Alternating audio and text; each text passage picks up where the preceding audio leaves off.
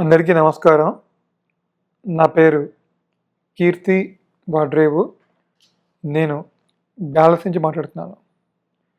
ఇవాళ మనం జూలై నెలలో మకర రాశి వాళ్ళకి ఎలా ఉందో ఇప్పుడు చూద్దాం.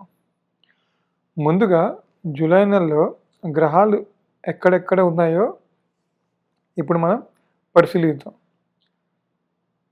4వ తారీఖు వరకు, 4వ తారీఖు జూలై 4th వరకు శుక్రుడు సింహరాశిలోకి, 7వ తారీఖున బుధుడు వక్రించి కర్కాటకం నుంచి మిథున రాశిలోకి, 16వ తారీఖున రవి మిథునం నుంచి కర్కాటకంలోకి ప్రవేశిస్తారనమాట. సో ఇట్లా గ్రహాలు మారినప్పుడు మకర రాశి వాళ్ళకి ఎలా ఉందో ఇప్పుడు చూద్దాం.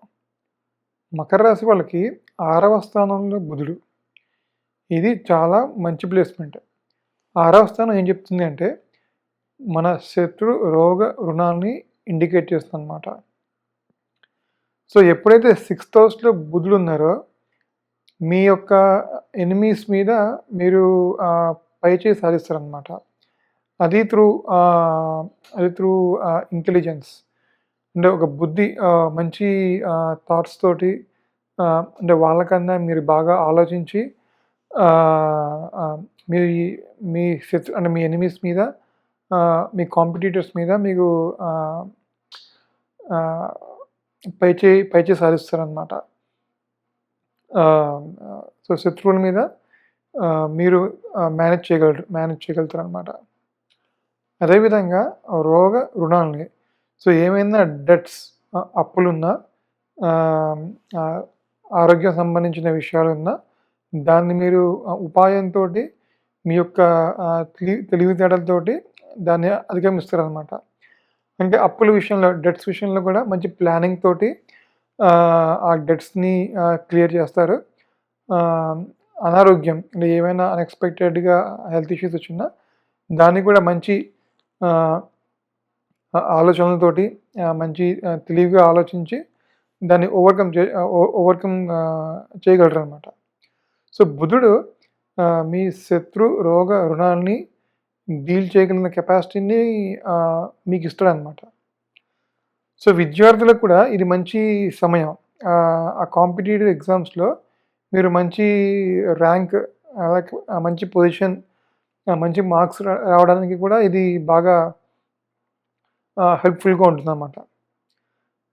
ఇంకోటి ఏంటంటే వ్యాపారస్తులకి, ఎవరైనా బిజినెస్ ఫీల్డ్స్లో ఉన్న వాళ్ళకి, లేకపోతే వడ్డీ వ్యాపారం చేసే వాళ్ళకి ఇది చాలా మంచి టైం అన్నమాట. సో బుధుడు వ్యాపారంలో ఉండే వాళ్ళకి, అంటే ఎస్పెషల్లీ వడ్డీ వ్యాపారం చేసే వాళ్ళకి ఇది బాగా పనికొస్తుంది. అలాగే ఇన్వెస్ట్మెంట్ ఫీల్డ్స్లో ఉన్న వాళ్ళకు కూడా ఇది బాగా పనిచేస్తుంది అన్నమాట. సో ఇది 6th హౌస్లో బుధుడి వల్ల ఉండే ఫలితం అన్నమాట. నెక్స్ట్ 7th హౌస్లో రవి. సప్తమంలో రవి ఏంటంటే వైవాహిక జీవితంలో చిన్న డిస్టర్బెన్స్ క్రియేట్ చేస్తుంది అనమాట. అంటే మీ జీవిత భాగస్వామితోటి మీకు ఏదైనా మనస్పర్ధలు కానీ, చిన్న చిన్న అభిప్రాయ భేదాలు రావడానికి ఆస్కారం ఉందన్నమాట. సో మీరు అందుకే ఎస్పెషల్లీ ఈ టైంలో అట్లాంటి ఉద్రేకపూరిత, అంటే ఎగ్జైట్మెంట్తో కూడిన, అంటే సో ఆవేశంతో ఉన్న కమ్యూనికేషన్ కానీ, ఆవేశంలో మాట అనుకోవడం అనేది కొంచెం తగ్గిస్తే బాగుంటుందన్నమాట. సో ఏమవుతుందంటే అది చిన్న విషయం కాస్త అది పెద్ద విషయంగా మారుతుంది. సో మీ యొక్క ఆవేశాన్ని కొంచెం కంట్రోల్ చేస్తే కనుక పార్ట్నర్షిప్లో వచ్చే చిన్న చిన్న గొడవల్ని తగ్గించవచ్చు. సో తద్వారా కొంచెం పీస్ ఆఫ్ మైండ్, లైఫ్ పీస్ఫుల్గా ఉండడానికి ఆస్కారం ఉందన్నమాట. సో దాంపత్య జీవితంలో కొంచెం నెమ్మదిగా ఉండండి.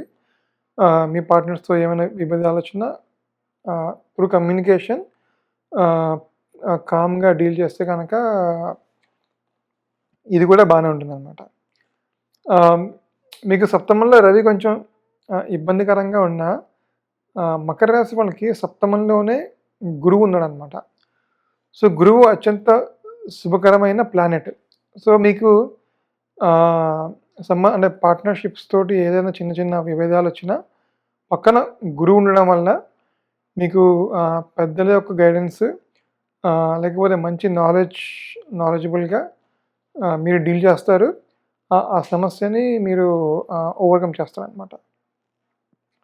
సో మ్యారేజ్ పర్స్పెక్టివ్ కూడా బాగానే ఉంది.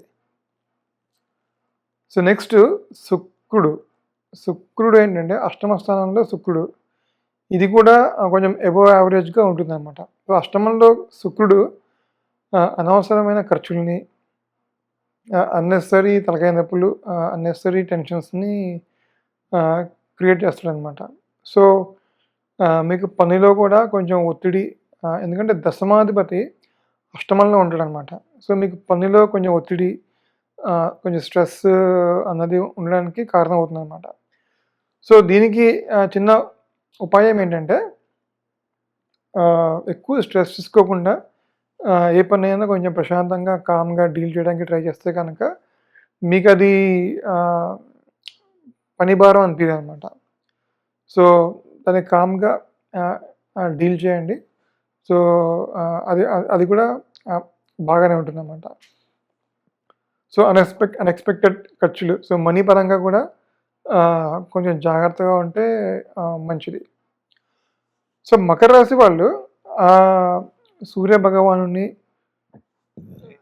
అమ్మవారిని, వినాయకుడిని ఆరాధిస్తే కనుక ఈ చిన్న చిన్న సమస్యల్ని రాకుండా మీకు బాగుంటుందన్నమాట.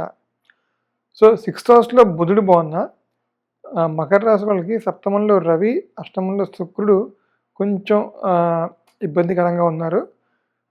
మీరు ఖచ్చితంగా అమ్మవారిని, సూర్య భగవానుడిని, అలాగే వినాయకుడిని, గణపతిని కూడా పూజ చేస్తే కనుక మీకు చిన్న చిన్న దోషాలు తొలగిపోయి అంతా బాగానే ఉంటుందన్నమాట. సో ఇది నాకు తెలిసినంత వరకు మకర రాశి గురించి. మళ్ళీ ఇంకో వీడియోతో ఇంకో రాశి గురించి మళ్ళీ కలుద్దాం. అంతవరకు థ్యాంక్ యూ.